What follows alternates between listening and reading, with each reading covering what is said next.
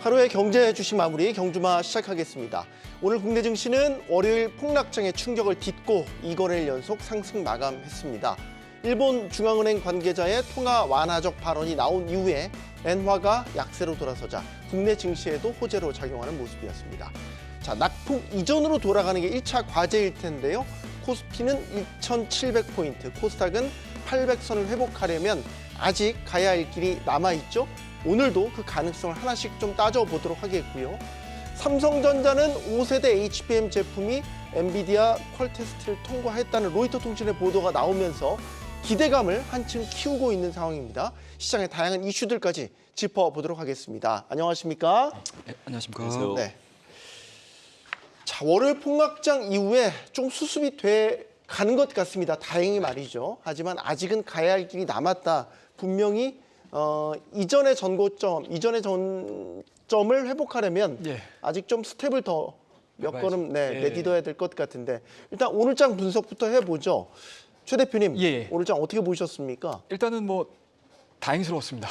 네. 일단 오전 10시 반을 기점으로 해서 이제 BOJ에서 나왔던 이야기들이 좀 있었죠. 일단 부총재께서 향후 이제 금리 시장에 대한, 그러니까 주식 시장에 대한 전반적인 경제 상황에 대한 부분들이 다소나마 불안정하게 움직인다라고 했었을 때 금리 인상에 대한 부분들을 좀 스탑을 하겠다라는 부분들을 좀 반응을 하면서 전 세계 증시가 다 화답을 하지 않았나라고 말씀드릴 수가 있을 것 같습니다. 뭐 그에 따라서 국내 증시도 빠르게 반등을 했었고요. 그리고 특히 이제 하이닉스 같은 경우는 마이너스 3%대였었거든요. 근데 그 소식들이 전해지자마자 플러스 3%로 전환되는 이제 그런 흐름들을 좀 보여줬기 때문에 확실히 매크로로 인해서 시장에 대한 충격파는 매크로로 좀 치료를 해야 되는 게 좀 맞지 않나라는 생각을 좀 가질 수가 있었었고요. 그와 더불어서 이제 뭐 이슈들 개별적인 이슈들이 좀 있었던 것 같습니다. 특히 이제 삼성전자 같은 경우는 엔비디아 관련해가지고 오전 우리가 장 시작 전에 뭐 로이터 같은 경우는 됐다 안 됐다라는 얘기들을 계속 하는 것 같아요.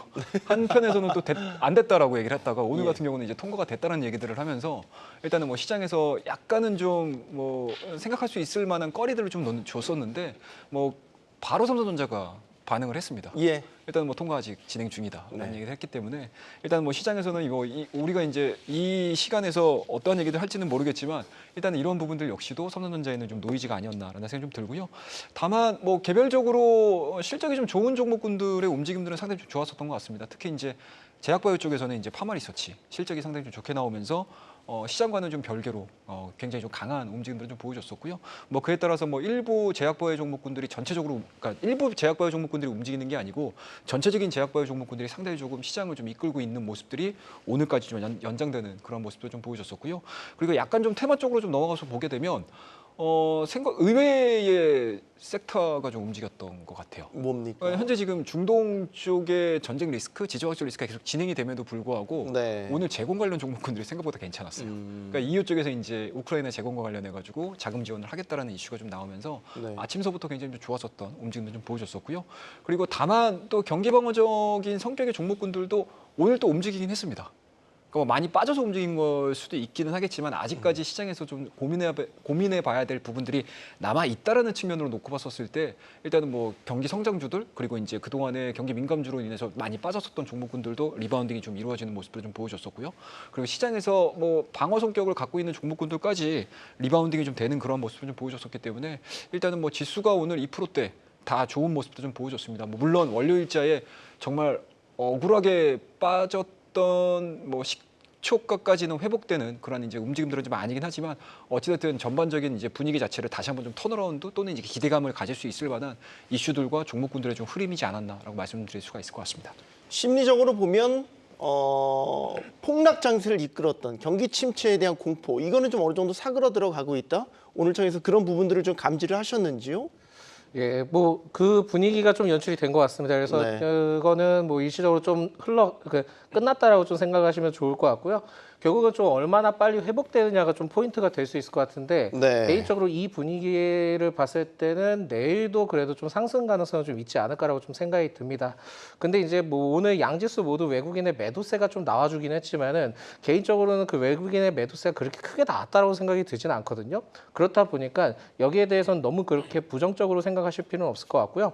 선물 매수세가 초반에는 굉장히 좀 많이 있었는데 외국인 매수세가 좀 있었는데 좀 오후 올라가면서 약간은 좀 낮춰지긴 했습니다. 그렇지만은 지금 현재 상황을 봤을 때 누적 순매수량을 봤을 때도 오히려 지금은 내일은 옵션 만기일이 좀 포함이 되어 있다 보니까 네. 오히려 지금은 선물 쪽에 외국인 매수세가 좀 일시적으로 더 들어올 수 있다는 점도 체크를 하시면 좋을 것 같고요.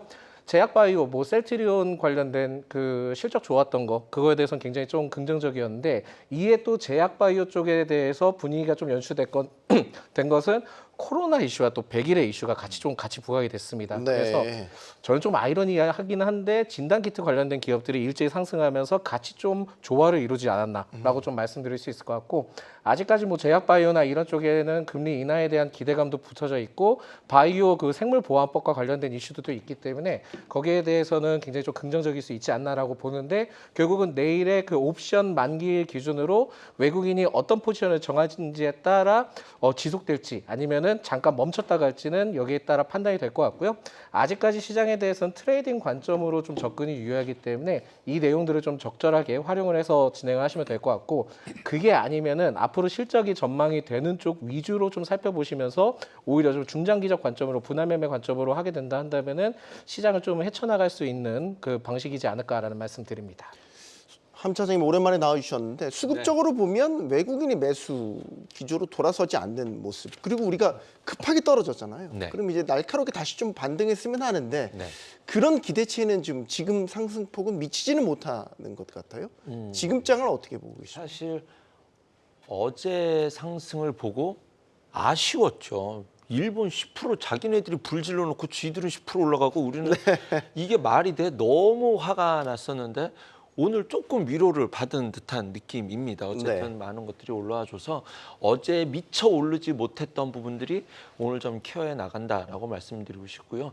지금 우리가 뉴스에서 나오고 있는 공포에 대한 정확한 이해가 좀 필요하지 않을까라는 부분을 한번 좀 짚어드리고 싶어요. 네. 첫 번째는 뭐냐면 지금 엔캐리 사실 N을 제가 올해 2월부터 뉴스를 검색하기 시작하는데 네. 방송에서 노골적으로 말씀드린 건 6월이거든요. 왜냐하면 N의 선물 지수가 지수의 역베타가 가장 높았던 변수였기 때문에 N하고 오르면 지수가 빠지는 거나 장중에 보신 분들은 다 아실 거라 생각이 듭니다. 네. 그렇게 쳐다봤었던 저도 엔화가 이렇게 급한 속도로 움직일지는 몰랐고 두 번째, 이 속도로 갈 때 지수가 이렇게 빠질 거라고는 상상도 하지 못했었던 부분입니다. 네. 하지만 제가 정리드리고 싶은 건 엔캐리 트레이드처럼 청산된다라는 그런 말은 좀 안 해주셨으면 좋겠는 게 물론 그럴 리스크가 있겠죠. 있겠지만 엔캐리 트레이드로 돌아다니는 자산 규모 자체가 2경이 넘는 수준인데 한국에서 삼성전자 10% 빼면서 두드러 팬다라는 건 있을 수 없는 일이라 생각이 들고 네. 진짜로 이 자산이 움직이면 글로벌 채권 지수가 급등하게 됩니다. 채권 금리가 네. 당연히 그렇겠죠. 채권부터 뺄 테니까. 그래서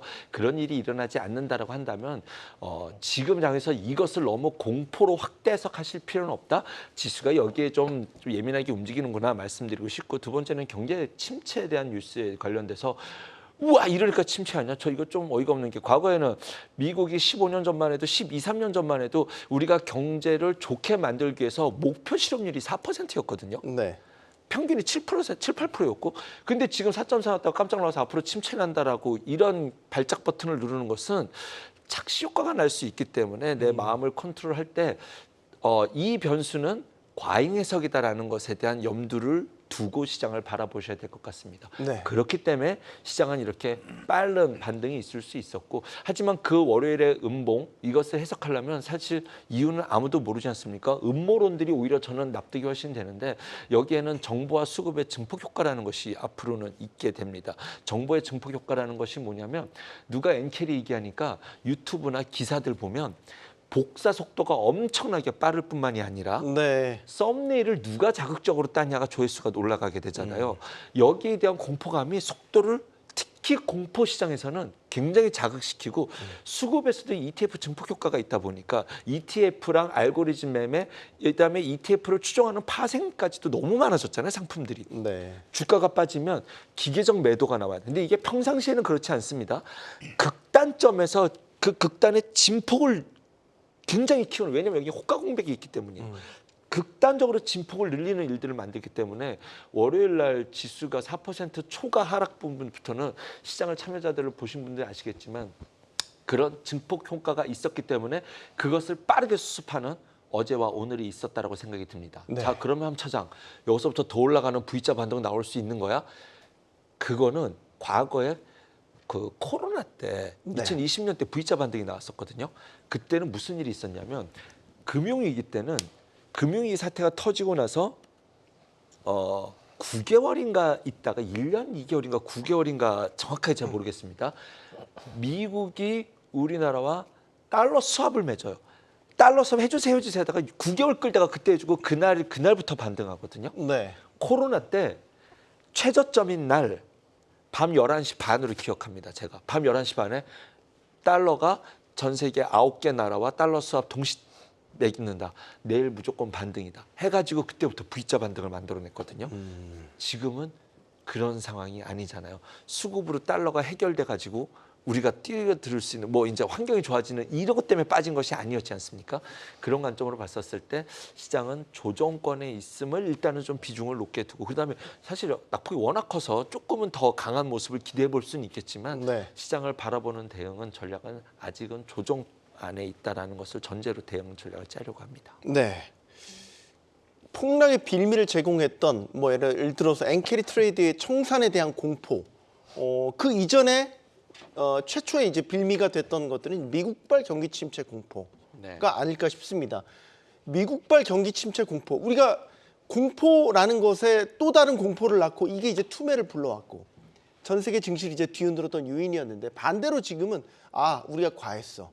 경기 침체 공포 과한 해석이었어. 이런 반대 해석들이 나오고 있거든요, 최 대표님. 예. 실제 미국에서는 좀 이성을 찾아가는 것 같아요. 미국에서도 말이죠. 예, 그렇습니다. 일단은 뭐 오늘 뭐 시황 얘기 앞절에 짤막하게 좀 해드렸는데 그 GDP 나우가 2.5에서 2.9로 또 상향 조정을 했습니다. 뭐 그에 따라서 이제 시장에서는 이제 그런 얘기들이 좀 나오고 있는 상황들인 것 같은데요. 일단은 매크로가 지금 하루가 다르게 해석들이 다 달라지고 있어요. 어제까지만 하더라도 JP 모건을 통해 가지고 엔캐리 트레이드 자금이 50%에서 60% 정도 청산이 됐다.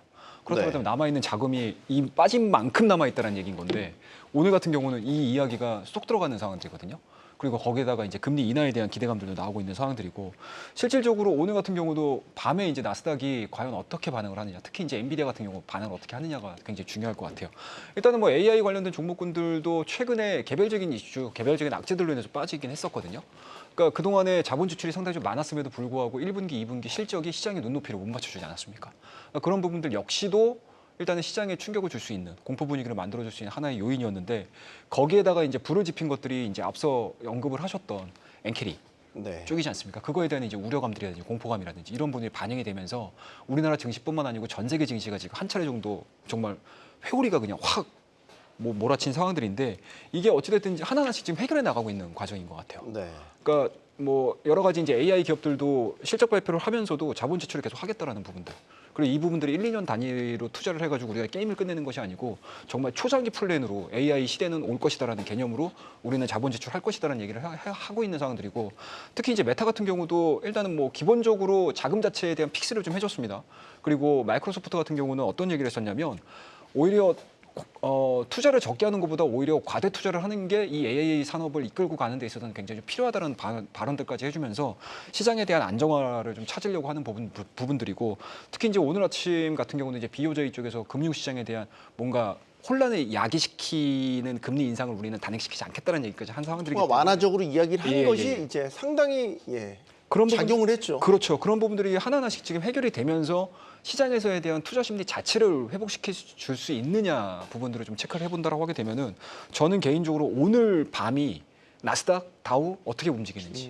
그러니까 우리나라 증시도 굉장히 좀 호전적으로 잘 반영을 했고요. 네. 그리고 동시간대에 열리는 아시아 증시도 굉장히 호전적으로 반영을 한 상황들이기 때문에 지금 구간은 뭐 우리나라가 올라갔으니까 뭐 미국 증시가 올라갈 거야 이게 아니고 BOJ가 이러한 발언 수위를 만들어 줬으니 미국 쪽에서 과연 이제 미국에 투자를 하는 투자자들의 심리 자체가 어떻게 반영이 되는지를 좀 보신다라고 하게 되면은 뭐 V자 반등까지는 아니더라도 우리가 생각보다 어제까지만 하더라도 야 이거 조정 더 길어지면 어떻게 추가적으로 하락하면 어떻게 이 고민을 되게 많이 했었다라고 하게 되면 지금은 어떠한 종목들을 살까에 대한 고민들을 좀 해보는 것도 필요하지 않겠느냐라는 말씀드릴 수가 있을 것 같고 모르겠습니다. 이제 금리 인하 부분들이 이제 어쨌든 BOJ는 공을 파월한테 넘겼어요 다시. 미국 시장에 넘겨준 상황입니다. 그렇다고 되면은 이제 미국 시장에서 이제 어떠한 반응들을 좀 보시는 게 맞지 않겠냐 네. 생각하고 있습니다. 연준 관계자들도 시장을 달래는 듯한 발언들을 이제 계속해서 내놓고 있죠. 앞으로 계속 예정된 그 지표 발표들이 있습니다. 물가 CPI 남았고요. 또 추가적인 고용 지표 이런 것들이 순차적으로 확인이 돼야 될 것 같아요, 한 소장님. 아마 이 지표에 따라 계속 좀 변동성이 있을 겁니다. 그래서 네. 앞서 이제 그 두 분께서 다 이제 얘기를 해주셨는데 네. 이게 주가나 여러 가지 경제 상황에 대해서 안 좋은 거 찾으려면은 굉장히 그 여러 가지 내용들을 많이 찾을 수 있습니다. 그 중에 딱 보면은 계속 이제 뭐 월요일부터 화요일까지 지겹게 얘기 들으셨던 게 뭐 고용 관련된 뭐 미국 경기 둔화 우려 뭐 이런 것도 있었고, 두 번째는 AI 수익성에 대한 의구심 확대, 그리고 세 번째로는 강세장 지속에 대한 밸류에이션 부담, 그리고 네 번째는 엔캐리 트레이드, 다섯 번째는 중동 확전 가능성 고조. 이게 지금 주요 포인트였거든요. 근데 이거 말고도 이유를 찾으려면 여러 가지 이유를 찾을 수 있습니다. 네. 근데 저는 개인적으로는 고용 지표에 대해서는 뭐 예를 들어서 그 실업률에 대해서 그때 이제 안 좋게 나왔잖아요. 굉장히 높게 나왔죠. 그거는 뭐 7월에 허리케인 영향이 있었기 때문에 일시적으로 좀 판단이 되고 있고요.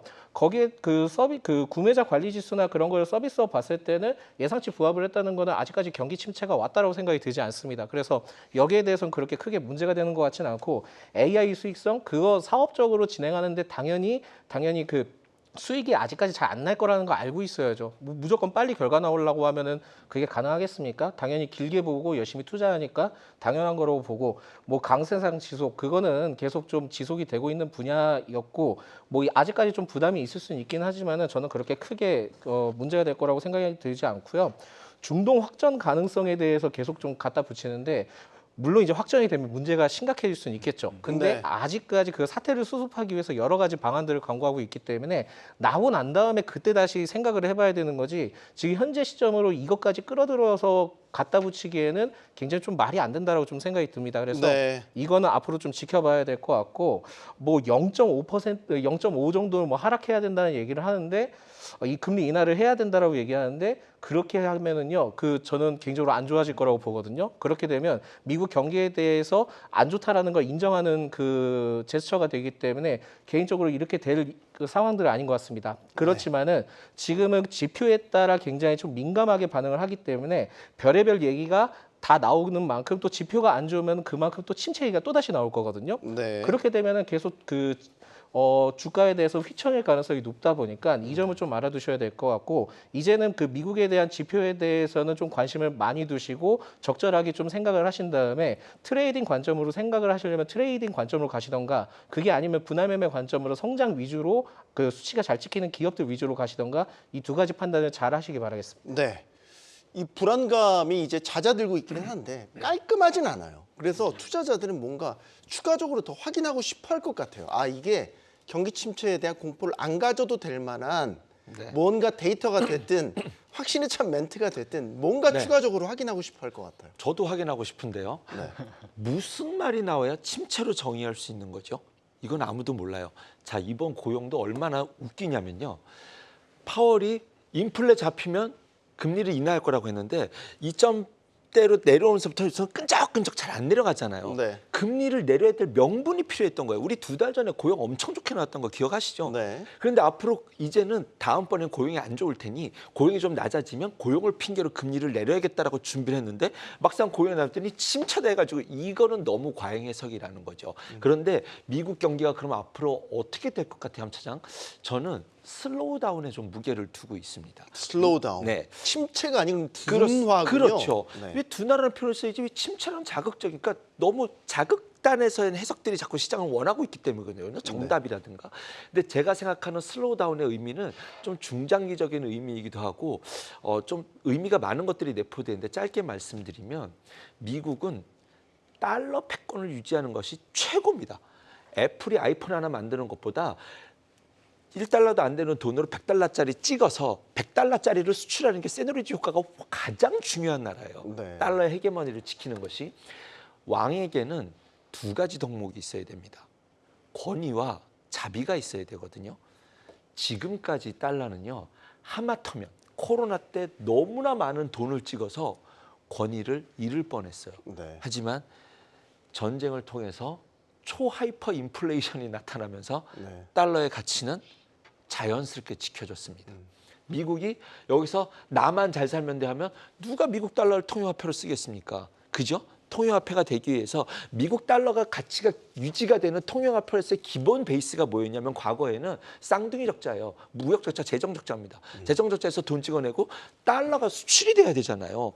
그러니까 무조건 무역 적자가 나야 되는 기업인데 그런 나라인데 지금까지는 권위를 지키는 데 집중했어요. 지금까지는 달러의 패권을 유지하기 위해선 이제부터는 유통을 하면서 자비를 베풀어야 되는 시장이 올 때 이제부터는 지금 우리가 맨날 미국만 보고 미국만 좋았던 시장이지 않습니까? 네. 달러가 유통이 되기 위해선 신흥국이라든가 유럽이라든가 그다음에 아세안 국가들이 달러를 통해서 좋아져야 됩니다. 그래서 미국이 둔화 들어가면 우리나라 망하는 거 아니야? 이렇게 생각하실지도 모르겠지만 오랫동안 이것이 큰 사이클로 보면 이것이 반복됐었거든요. 미국 경기가 조금 느리더라도 한국 증시가 왜 이렇게 강해? 놨던 이야기들이 과거에도 있었습니다. 네. 그래서 지금까지는 미국만 좋았고 돈 싸들고 다 서학개미로 넘어갔었지만 이제부터는 그 외에 어떤 기회를 찾아볼 수 있는 결국 한마디로 말하면 금리 인하 시대를 준비하자라는 이야기지만 네. 미국 경기 둔화되면 우리나라 망하는 거 아니야? 이런 과잉 해석이 아닌 미국은 슬로우 다운, 한국은 그 안에서 자기의 기회를 찾아갈 수 있는 시장이 이젠 좀 기대해 볼 수 있지 않을까 생각해 봅니다. 결론은 이거 아닙니까? 공포를 더 이상 갖지 말자. 경기 침체에 대한 공포는 최소한 우리가 네. 너무 나갔다라는 네. 거에 대한 공통 분모로 지금 모아져 가고 있는 것 같습니다. 자, 매크로 이야기처럼 며칠간 저희 정말 무진장 많이 했거든요. 이제 그만할게요. 네. 그만하고 섹터 이야기로 좀 오랜만에 들어가 보도록 하겠습니다. 자, 오늘 여러 섹터들 눈에 띄었습니다. 하나씩 짚어볼 텐데 뭘 처음에 짚어볼까 고민하다가 막판에 바꿨어요. 바이오예요, 바이오. 우리가 일단 오늘 나왔던 뉴스부터 반 소장님, 오늘 바이오주가 좀 눈에 띄게 했던 거는 실적이 또 잘 나왔던 부분도 있고 주가도 괜찮았어요. 예, 그 뭐 셀트리온 실적 잘 나온 건 다 아실 거고요. 뭐 네. 삼성바이오 로직스도 분위기가 되게 좋았습니다. 이게 분위기가 좋은 거는 그만큼 이제 뭐 기존에 부각을 많이 못 받았던 게 다시 좀 반영을 받는 거다 보니까 그렇게 크게 문제될 요소는 아니라고 보고 있고요. 제약바이오의 경우에는 최근에 이제 분위기가 좋았다 결국 이상한 지금 하락을 맞아가지고 빠졌다가 지금 다시 올라오고 있는데 네. 오히려 저는 그게 좀 기회라고 생각이 듭니다. 그만큼 하반기 때까지 흐름들이 그 하반기 연말까지 흐름들이 계속 좀 이어질 수 있다는 거를 좀 체크를 하셔야 될 것 같고 금리 인하에 굉장히 좀 포인트를 많이 두시는 것 같습니다. 제약바이오 쪽에. 근데 그것도 분명히 일리는 있습니다. 일리는 있는데 결국은 이게 또 9월에 할 건지 11월에 할 건지 또 어떻게 할지는 지금 정확하게 모르긴 하겠지만 결론적으로는 뭐 미국 대선 끝나고 한다 하더라도 일단 할 가능성이 높다 보니까 여기에 대한 분위기가 계속 좀 연출이 될 것 같고요. 심지어는 지금 미국 대선 전에 지금 뭐 중국과 관련된 부분들, 미국과 중국 간의 그 무역 갈등이 계속 좀 지속이 되면서 네. 생물보안법 관련된 얘기들도 많이 나오고 있기 때문에 만약에 그걸 통해서 반사수혜를 받는 케이스가 뭐가 있냐 하면은 국내 제약바이오 쪽에 CDMO나 CMO 쪽이 굉장히 좀 부각 많이 받을 가능성이 높습니다. 네. 그래서 결정적으로 지금 여러 가지 모멘텀을 두고 딱 바닥에 놓고 봤을 때 모멘텀이 겹치는 긍정적인 모멘텀이 겹치는 게 굉장히 많거든요. 그렇다 보니까 지금은 제약바이오 쪽에 실적이 좋은 것도 포인트가 되지만은 앞으로에 대한 기대감이 계속 좀 형성이 되고 있다 보니까 굳이 막 중간에 자르거나 그럴 필요는 없을 것 같고요. 네. 그리고 이제 뭐 아까도 말씀드렸지만은 뭐 그 코로나 관련된 그 내용들의 경우에는 일시적인 저는 테마적인 형태로만 좀 생각을 하는 거지 결국은 이제 제약바이오 쪽의 기업들을 딱 놓고 봤을 때 수치가 찍히는 기업들의 경우에는 그래도 좀 안전하다라는 심리적으로 좀 반영될 가능성이 높다 보니까 그쪽에 대해서는 투자 매수세가 계속 많이 들어올 가능성이 높다라고 생각하시면 좋을 것 같습니다. 그래서 이번에 실적에 대한 의미는 굉장히 좀 크기 때문에 앞으로에 대한 기대감이 좀 상당히 있다라고 보시면 될 것 같고 이에 뭐 셀트리온의 경우에도 굉장히 좀 여러 가지 그 뭐 바이오 시밀러 관련된 이슈들도 굉장히 많긴 한데 삼성바이오 로직스가 굉장히 뭐 제약바이오 좋다 할 때마다 잘 못 갔어요. 근데 이제는 뭐 공장 조설 캐파 능력이나 뭐 그런 것 내용들을 봤을 때는 이제는 드디어 이제 갈 때가 되지 않았나 이렇게 좀 생각하고 있습니다. 셀트리온 실적, 매출 기준 8,747억 원, 창사 이래 최대 실적을 올렸습니다. 우리가 폭락장에서 바이오주가 생각보다 같이 폭락하지 않았어요. 버텨줬거든요. 네. 그래서 이제 얘기 나왔던 게 이렇게 흐름이 바뀌는 이 시기, 네. 바이오주가 다시 예전의 영광을 되찾나 이런 식의 해석들이 함 차장님 나왔단 말이죠. 네. 가능한 시나리오입니까? 조심스럽습니다. 상당히. 왜냐하면 바이오는 변동성이 너무 크기 때문에. 네. 근데 그냥 제가 이런 뷰를 갖고 있다 정도로만 참고해 주셨으면 좋겠습니다. 삼각편대가 있었어요.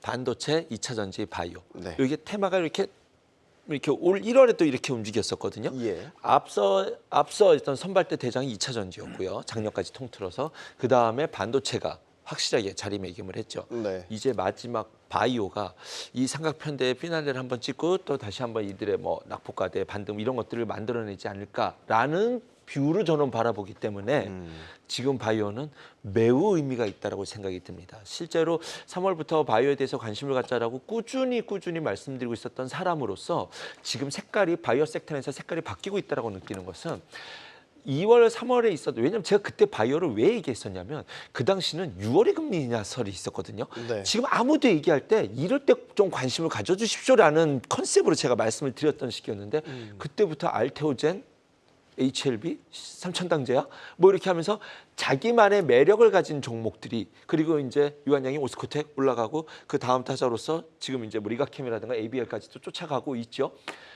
진짜 찐형이 움직이고 있는 것은 지금입니다. 셀트 삼바가 움직이면 이제 제약까지 다 같이 움직이겠다는 거거든요. 네. 바이오 ETF가 끌고 올라가는 이것이 만들어진다는 겁니다. 개별 종목 하나의 개별만의 각자의 전투가 아니라 그래서 이번 파동이 여기서 끝날 것이 아닐 수 있다라는데 매우 높은 비중과 의미를 그리고 바이오가 금리나 뭐 수혜를 본다 뭐 이렇게 말씀하시는데 실제로는 수혜라기보다는 고금리에서 가장 고통스러웠던 섹터가 바이오 건설이거든요. 네. 네, 그렇기 때문에 그것을 해결한다는 것만으로도 저는 의미가 있다고 생각을 하고 바이오 하면은 대부분 사람들이 뭐 PER 100배 뭐 이렇게 생각을 하세요. 네.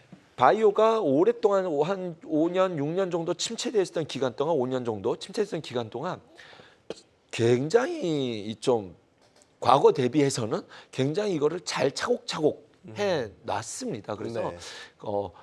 뭐 그렇다고 해서 주가가 그 PER 밸류를 이렇게 싸다라고 말할 수는 없겠지만 전통 바이오 섹터에다 주는 밸류로서는 뭐 그런 불안감을 가질 필요는 없다. 이건 좀 조심스럽네요. 좀 네. 말씀드리기가. 네. 전통적인 맏형이 다시 네. 움직이기 시작했다. 네, 그 셀트 정도로 삼바. 들어갈게요. 네. 최 대표님께도 같은 질문을 드려야 될 것 같습니다.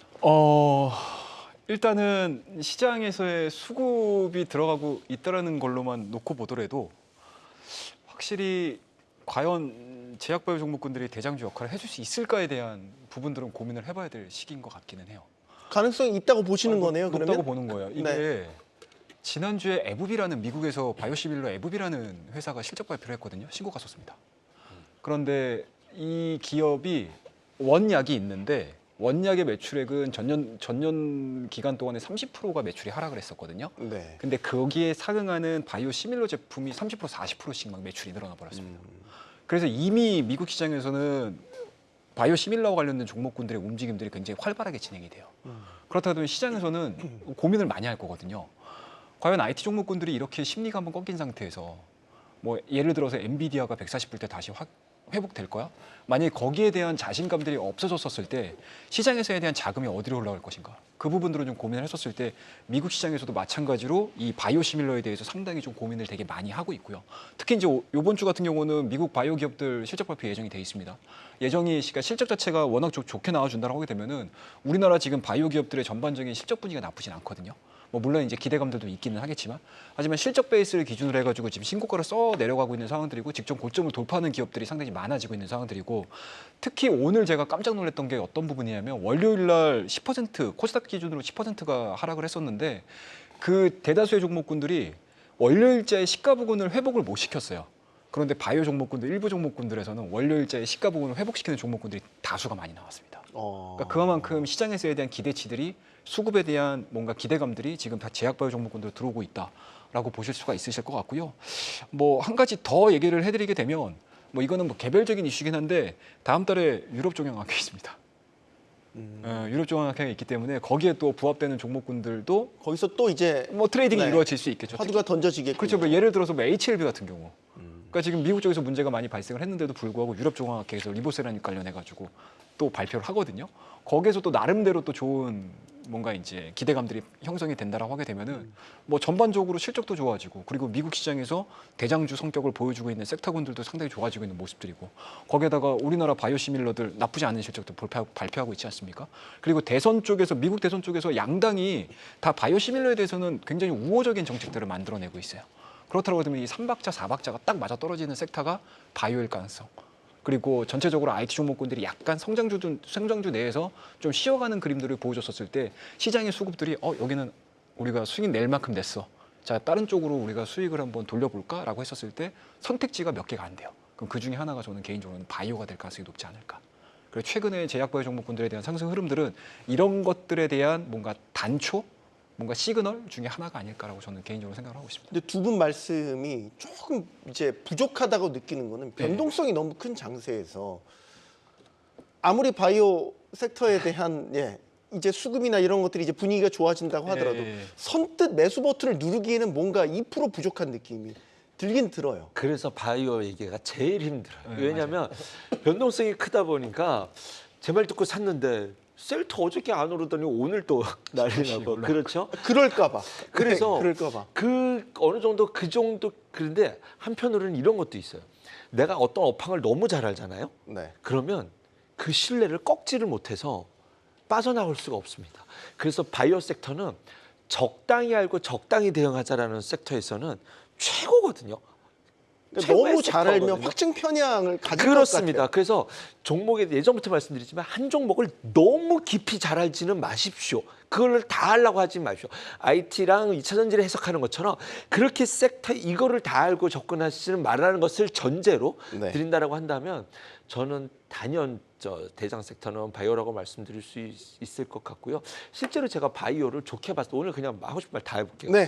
실제로 2월달에 좋게 봤던 이유는 일라이릴리가 막 치고 갈 때 비만 치료제라는 것은 진짜 이건 세상을 바꿀 수 있다라고 생각을 했거든요. 혁신의 혁신이라고. 그렇죠. 칭송이 그런데 자자했죠. 그것이 당뇨병까지 치료가 된다라고 맞아요. 한다면 이거는 얘기가 달라집니다, 여러분. 비만 치료제가 왜 얘기냐면 암 치료제는 암 걸린 사람이 먹잖아요. 비만 치료제는 이거 전 국민 다 먹고 저 같은 사람은 안 먹겠지만 네. 일반인이 먹기 시작한다라는 거죠. 거기에 당뇨병까지 확산된다고 한다면 비타민 먹듯이. 그렇죠. 비타민 먹듯이 먹을 수 있기 때문에 비타민 시장의 먹듯이 확산 먹어요? 스펙트럼이 엄청나게 커질 수 있다라는 겁니다. 그럼 거기에서 촉발된 이제 어떤 바이오 섹터의 이제 이 붐은 근데 일라이리는 그렇게 갔는데 사실 우리 증시는 일라이리를 못 쫓아갔었죠. 일라이리 꼭지 찍고 났더니 그 다음부터 정말 미치겠으니 이거 ETF 사세요라고 그랬는데 그때부터 이제 한국 증시에서 이쪽 펩트론 치고 나가면서 이제 올라가기 시작하더라고요. 그래서 네. 한 박자 좀 느리게 움직이는구나. 여기에 확산 가능성까지 염두에 둘 때 이제 저는 뭐 바이오에 대해서는 앞으로 이야기다. 그리고 미국의 IT 기업들이 바이오 기업들과 다 이렇게 손잡아놓고 다 투자해놨거든요. 여기서 뭐 지금 당장 뭐가 나온다 할지 모르겠지만 아메리카에서도 이제 앞으로 그 IT와 접목된 바이오 기업들의 변화들 이런 것들이 이제 포럼에서 나올 것이 엔비디아가 예상되어 학회에 가잖아요. 그렇죠, 엔비디아가. 그렇죠. 그래서 나왔던 게 AI 그렇죠. 의료, AI 신약 개발. 제가 이거 말하기 힘들어요. 네. 이 종목들 변동성이 너무 커가지고 야, 하세요. 오늘 다 얘기하기로 하셨으니까. 파로스랑 종목은 네이버 찾으시면 나올 것 같고 변동성이 너무 요란하게 움직이니까 네. 그럴 때는 그런데 이쪽은 확실히 매력이 있거든요. 확실히 매력이 있다라고 저는 보기 때문에 그런 거를 변동성을 염두에 둔 분할 매수 대응도 충분히 가능한 위치에 있는 종목들이 다 포진되어 있다라고 저는 생각해 봅니다. 알겠습니다. 네. 더 얘기하고 싶은데 오늘은 좀 참아야 될 것 같아요. 네. 바이오 이야기는 여기까지 마무리를 짓고 2% 부족하다고 느끼는 섹터가 아니죠. 정의 종목이죠. 또 있습니다. 이거 언제 확인되나. 5세대 HBM, 삼성전자, 콜테스트 언제 통과가 되는 겁니까? 오늘 로이터 통신 보도가 또 나왔는데 삼성은 또 아직 진행 중이래요. 반 소장님. 예, 좀 빨리 됐으면 좋겠고요. 아주 힘들어 죽겠네요. 이 일단 내용 때문에. 이거야말로 좀 확인이 됐으면 좋겠는데. 예, 그래서 이게 그 로이터 통신에서 참 희한하게 우리나라 장 개장하기 꼭 1시간 전에 이걸 내거든요. 네. 그러면은 뭐 기본적으로 뭐 증권사에 계신 제도권에 계시는 분들은 미리 이제 다 세팅을 하고 준비를 해놓는데 갑자기 튀어나오면은 당황스러운 게 맞거든요. 그렇죠. 그래서 이게 왜 1시간 전에 로이터 통신이 이전에는 뭐 안 됐다 했다가 또 됐다 했다가 뭐 여러 가지 얘기 나오는데 왜 1시간 전에 항상 이런 내용을 내는지 모르겠고요. 첫 번째로 모르겠고 그러면은 우리 언론사 좀 관심을 가져줘 이렇게 좀 얘기를 하는 건지 아니면은 그냥 이거는 뭐 제 그냥 개인적인 상황인데 로이터가 혹시 그 삼성전자 SK 하이닉스 쪽에 투자를 한 건가?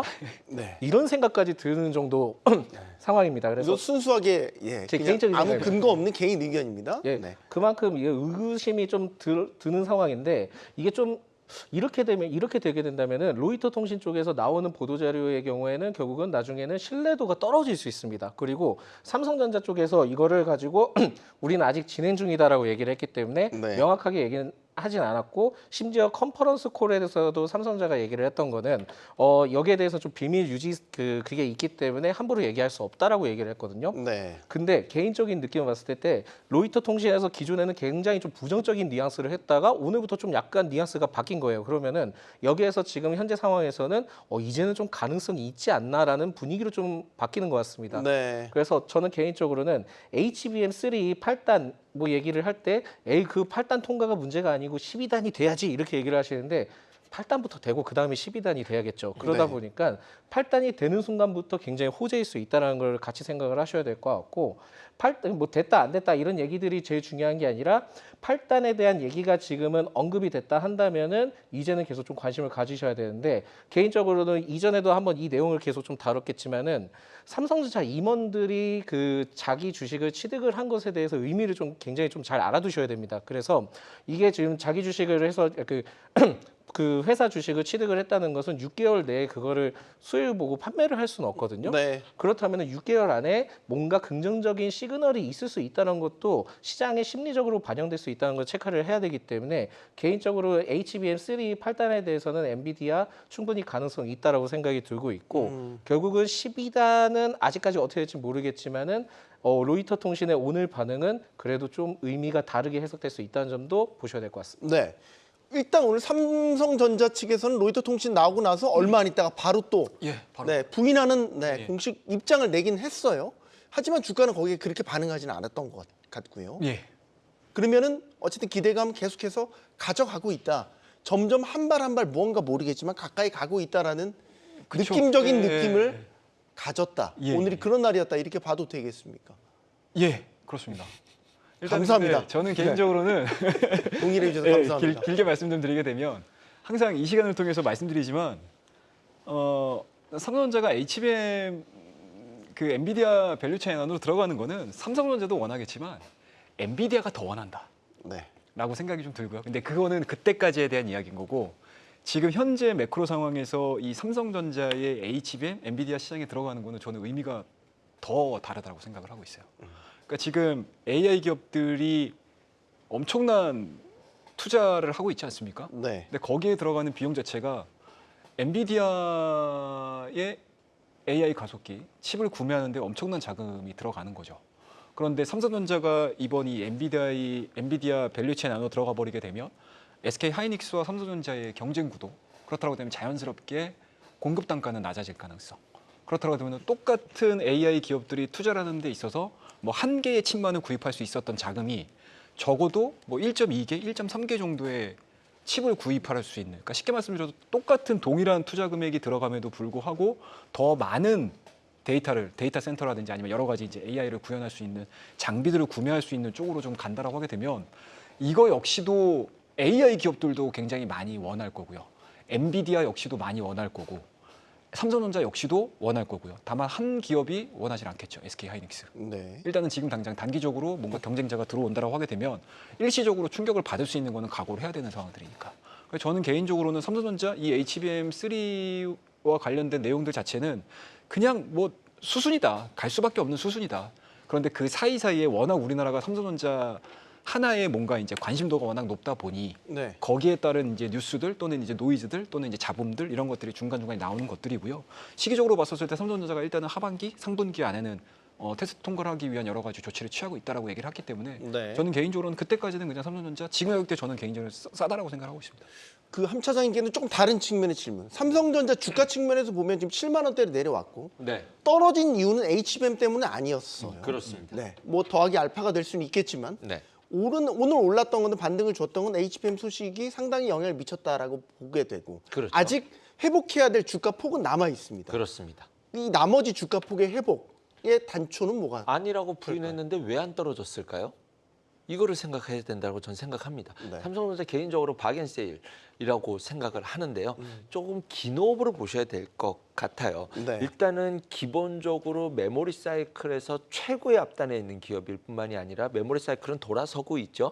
나중에 한번 치킨 게임을 할 수 있다라는 생각도 없는데 그거는 차치해 두고 HBM3와 관련돼서는 7월인가요? BOA에서 제가 이 방송에서도 한번 말씀드린 적이 있는데 뱅크 오브 아메리카에서 리포트를 발간했었습니다. 네. 삼성전자가 3분기 늦어도 4분기에는 HBM 퀄 통과될 것으로 본다. 하지만 나의 탑픽은 SK 하이닉스다라고 BOA가 리포트를 내거든요. 그 네. 굉장히 그리고 딱 고점 찍고 SK 하이닉스가 부러지기 시작합니다. 그래서 그거 보면서 BOA도 똑같구나, 뭐 어쩔 수 없구나, 이거는 그냥 뭐 그런 상상 그리고 그런 생각을 했었어요. 별거 없구나. 저도. 별거 없구나, 사람 하는 거 다 똑같네, 뭐 이렇게 생각을 했었는데 어쨌든 시장에서는 기본적으로 지금 통과를 샀는데 지금 이 자리가 비싸지 않은데 이거 통과 안 됐다고 굳이 매도할 자리가 아니라고 시장에 해석한다라고 저는 볼 수 있다라고 봐요. 그리고 언젠간 나올 테니 지금 이 가격이라면 그냥 산 김에 사자. 굳이 매도할 필요 없다라는 해석이 충분히 가능할 수 있으리라 생각이 듭니다. 그런 관점에서 본다면 삼성전자만큼은 지금은 지금 이 자리는 저는 박앤셀 구간을 생각을 하고요. 그럼 반도체가 섹터들이 많잖아요. 전공전담부터 네. 반도체도 많지 않습니까? 네. 삼성전자향 HBM 관련된 주들 있지 않습니까? 네. YC라든가 오로스테크놀로지, 이오테크닉스 이런 관련된 종목들을 앞에 우선순위를 놓고 봐야 될 종목군이다. 가장 앞단에 두고 보자라고 말씀을 드려야 될 것 같네요. 네. HBM은 내년까지 하이닉스 같은 경우도 엔비디아 물량만 꽉 차 있는 상태라고 한다면 HBM에 대한 수요가 둔화되거나 위축될 염려는 지금으로서 할 필요는 없다 이렇게 봐도 되겠네요. 뭐 저는 개인적으로 그렇게 생각을 하는데 굉장히 좀 얘기가 나오는 게 뭐냐면은 그러면은 엔비디아 이거 통과하면 공급 과잉 뭐 이렇게 얘기들을 많이 하시더라고요. 근데 아직까지 뭐 삼성전자에서 정확하게 내용을 알 수 없습니다. 그래서 이 공급 과잉에 대한 얘기는 아직까지 좀 아닌 것 같고 네. 그래서 저는 개인적으로는 SK 하이닉스는 뭐 아직까지는 좀 더 상승할 수 있는 여력은 있다고 생각을 하거든요. 그래서 저는 개인적으로 여기에서 좀 추가적으로 의견을 드리자면은 삼성전자냐 SK 하이닉스냐 이거는 투자 둘 다 해도 된다고 생각이 드는데 비중의 차이인 거지 둘 다 문제는 없다라고 생각하는 게 첫 번째고 만약에 그 SK 하이닉스에 대한 주가에 대해서 부담이 나중에 그 있을 시기가 분명히 있을 겁니다. 근데 네. 그 시기를 봤을 때는 우리나라 반도체 수출입 동향 데이터가 지지부진했을 때 그러니까 7월 달 수출입 동향 데이터는 제가 알기로는 좀 좋았던 걸로 알려져 있고 네. 8월 달에도 괜찮을 것 같고요. 9월 달까지 했을 때 9월 달에서 약간 좀 지지부진하다? 그러면 그때 좀 의심을 해봐도 되지. 아직까지는 의심할 그 분위기는 아니다라는 말씀드리겠고 그리고 그 수출입 동향 데이터가 증가폭이 크지 못했을 경우에는 그때는 피크아웃에 대한 얘기가 좀 나올 가능성이 높습니다. 그러면서 그 3분기 실적이 SK 하이닉스가 발표되는 시점 전에 갑자기 삼성전자에서 우리 HBM3 이제 엔비디아에 납품해 그러면 그때 가서 이제는 그 SK 하이닉스를 고려를 해봐 그 조정을 해야 되는 거지 지금 시기 때는 그렇게 문제가 될 건 없다라고 보고 있고요. 어느 한쪽이 꼭 시장에서는 그 투자자분들이 아니고 시장에서는 어느 한쪽이 꼭 안 되는 걸 바라는 것 같습니다. 근데 저는 개인적으로 둘 다 잘 돼야 우리나라 기업이 좋다라고 생각이 들고 있기 네. 때문에 양쪽 다 응원한다 이 말씀을 드리겠습니다. 네. 빨리 좀 뭐가 됐든 5세대 HBM에 대한 소식이 가타부타 결론이 났으면 하는 때만 되면 이 곶감 옆구리 찔러보듯이 이렇게 찔러보는 로이터 통신의 보도 네, 쉽지는 않습니다. 자 여기까지 마무리하겠고요. 마지막 저희 주제로 삼은 게 오늘 화장품 이야기 한번 해보려고요. 화장품주 요즘에 어떻게 보십니까? 화장품주 오늘 왜 화장품주 이야기를 해야 될 수밖에 없냐면 아모레퍼시픽 때문에 그래요. 오늘 주가가 네, 24%. 급락했습니다. 예. 24%. 이거 실화야라고 생각이 될 정도로. 싫어하더라고요. 네. 예, 왜 일단은 그런 뭐 거죠? 무슨 일이 있었던 거죠? 중국 매출이 너무 안 좋게 나왔습니다. 작년에 중국 매출 안 좋았는데 회복세로 접어들었다라고 분명히 예. 얘기하지 않았나요? 거기에다가 또 5월달, 6월달에 주가 반등을 보시게 되면 50% 이상 상승을 했었거든요. 그러니까 어찌됐든 상당히 좀 힘겹게 진행이 됐었던 화장품 섹터였는데 정말 호기롭게 오랜만에 화장품 스타가 뭐 중동도 그렇고요, 유럽도 그렇고, 미국도 그렇고, 일본 시장도 그렇고, 그러니까 그 동안에 중국 시장 외 지역에 대한 성장성들이 부각이 이루어지면서 화장품 종목이 언제 이렇게 우리나라에서 곽강을 받았나 싶을 정도로 모든 종목군들이 다 갔었고요. 네. 그리고 아모레 퍼시픽 역시도 새롭게 인수한 코스알엑스 실적 부분들에 대한 기대감들로 인해 주가가 상당히 좀 크게 반등을 했었습니다. 네. 근데 그 이후에 막상 내용들을 딱 뒤져봤더니 아모레 퍼시픽은 아직은 좀 너무 무겁지 않나. 그리고 이제 중국 쪽에서에 대한 실적 부담감들이 좀 나오다 보니까 전반적으로 2분기 실적 시장의 기대치를 턱없이 못 맞춰주는 그런 실적들이 좀 나오졌다라고 보시면 좋을 것 같고요. 그리고 아모레 퍼시픽 같은 경우는 사실은 그러니까 그러니까 최근에 이 화장품 시장의 트렌드라고 보시면 좋을 것 같아요. 그러니까 가성비 트렌드라고 네. 해야 될까요? 그러니까 이런 가성비 트렌드에 맞지 않는 거죠. 그러니까 어떻게 보면은 어정쩡한 거예요. 그러니까 되게 고급도 아닌데 조금 가성비도 못 맞추고. 그러니까 시장의 트렌드가 많이 바뀌는 것 같아요. 그러니까 우리 남자분들은 잘 모르시지만 네. 여성분들 입장에서는 이 화장 트렌드라든지 뭐 색조 트렌드라든지 아니면 기초 화장 트렌드라든지 이런 것들이 많이 바뀌고 있는 상황들이고, 그리고 저렴한 제품들에 대한 부분들이 워낙 지금 많이 팔리고 있는 상황들이고, 특히 이제 우리나라 같은 경우는 올리브영이라든지 가두점을 통해 가지고 여러 가지 중소형 브랜드들이 많이 팔리는 그런 이제 무언가가 좀 형성이 돼 있는 상황에서 아모레 퍼시픽 약간은 좀 애매해지는 거죠. 그리고 이제 중국 시장 내에서도 마찬가지로 예전에는 뭔가 이제 한국 제품이야, 코리아 제품이야라고 해가지고 뭔가 브랜드 네임들을 가지고 시장을 좀 확대를 했다라고 하게 되면은 이미 중국 시장 같은 경우는 중국 자국 브랜드가 많이 커져 가고 있는 상황. 네. 그렇다고 되면은 조직이 그렇지 않습니까? 너무 비대해지면 현재 시장의 트렌드를 따라가지 못하는 경우들이 상당히 많죠. 그런 부분들에 있어서 아무래도 퍼시픽이 약간은 좀 뭔가 약점이 좀 드러난 시점이지 않겠느냐라는 생각이 좀 들고요. 뭐 그에 따라서 오늘 아무래도 퍼시픽의 재료 그리고 뭐 원료라든지 이런 납품을 하는 기업들 같은 경우도 아무래도 퍼시픽이 하락을 함과 동시에 좀 더불어서 좀 하락을 하는 그런 모습들이 좀 보여줬었는데, 일단은 좋은 이슈는 아니에요. 전체적으로 봤었을 때. 다만 여기서 이제 방법들을 좀 찾아야 된다고 하게 되면은 확실히 시장의 트렌드를 쫓아가는 매매를 해야 되는 게 맞다는 얘기죠. 그러니까 전체적인 화장품 시장에 대한 분위기 자체가 중동 그리고 일본, 미국, 유럽, 그러니까 쉽게 말씀해서 중국 쪽에 매달려 있는 것이 아니고 오히려 중국 외 지역에서 판매량이 늘어나고 있고 뭔가 매출액에 대한 변화 흐름들이 나오는 기업들을 찾는다라고 하게 되면은 생각보다는 뭐 굳이 이런 거에 뭐 노이즈에 뭐 휩쓸려 가지고 화장품 주 끝났어라고 고민을 네. 하시기보다는 오히려 이와 반대의 사업 영역을 가지고 있는 기업들을 찾아보시는 게 좀 맞지 않겠느냐라는 생각이 좀 들고요. 그리고 상대적으로 실리콘트 같은 경우는 오늘 15% 올랐습니다. 그러니까 그게 이제 중동 매출이 상당히 좀 많이 늘어났다라는 이슈들이 나오면서 이제 오늘 반응을 한 거거든요. 네. 그러니까 그런 부분들을 아마 시장에서는 시장에 참여하고 있는 참여자들이 그런 부분들을 좀 찾아낼 가능성이 높다. 그렇다고 되면은 미국 시장 내에서 최근에 오프라인 매장에 납품을 하고 있는 회사들이 몇몇 개들이 늘어나고 있어요. 그러니까 대표적인 종목이 마녀공장이라는 종목이 있거든요. 그게 이제 작년도 올해까지 해가지고 아마존은 이미 2021년도서부터 납품을 해가지고 이제 이 마녀공장 창구가 있는 상황이고요. 그리고 올해 7월달, 8월달서부터 해서 본격적으로 코스트코에 이제 오프라인에서 이제 판매가 되고 있는 상황들이기 때문에 네. 그러한 시장 개척들을 하는 중소형 종목군들을 좀 찾아보시게 되면 네. 화장품주들 단순하게 그냥 끝났어라고 하시기보다는 그러한 부분들에 뭔가 포커스를 맞추시게 되면 화장품주들을 첫 번째 올해 상반기에 수익을 못 내셨던 분들은 새로운 기회를 좀 찾을 수 있는 기회가 되지 않겠나 생각을 하고 있습니다. 이거는 결국 아모레 퍼시픽의 문제이다. 네. K 화장품의 문제가 아니다. 이 정도로 가름을 해봐도 될까요? 이번에 화장품이 올라왔던 이유가 중국 비중이 엄청나게 컸었는데 이제 비중 많이 바뀌었네. 이게 화학 섹터도 그런데 그럼 나중에 말씀드릴게요. 중국만 바라보고 있었는데 이제 중국은 낮아지고 미국향으로 돼서 과매도다라고 했던 것이 반등의 논리였거든요. 실제로 그렇습니다. 그래서 지금부터 우리가 기대하는 것은 미국향이잖아요. 그래서 미국 마녀공장 얘기해 주셨고 잉그루드랩이 미국향이고 일본향까지 걸치고 있는 것이 클리어. 저는 이렇게 좀 압축해서 보는데 이 실적이 뭘 의미하냐면 아무래도 중국 연결고리 아직 안 끊겼구나. 이것을 보여준 거예요. 그래서 실적 자체가 좋다 나쁘다.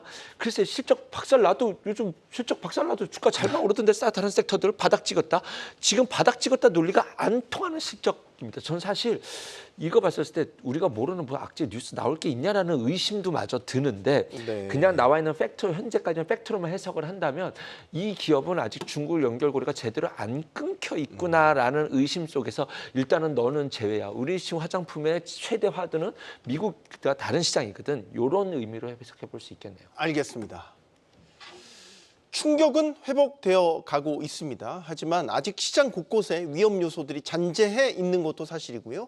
과감하게보다는 조금은 침착하고 신중하게 판단하고 행동할 때가 아닌가 싶습니다. 우리의 베팅은 분명히 투자지 도박은 아니니까요. 내일 뵙죠. 경주마였습니다.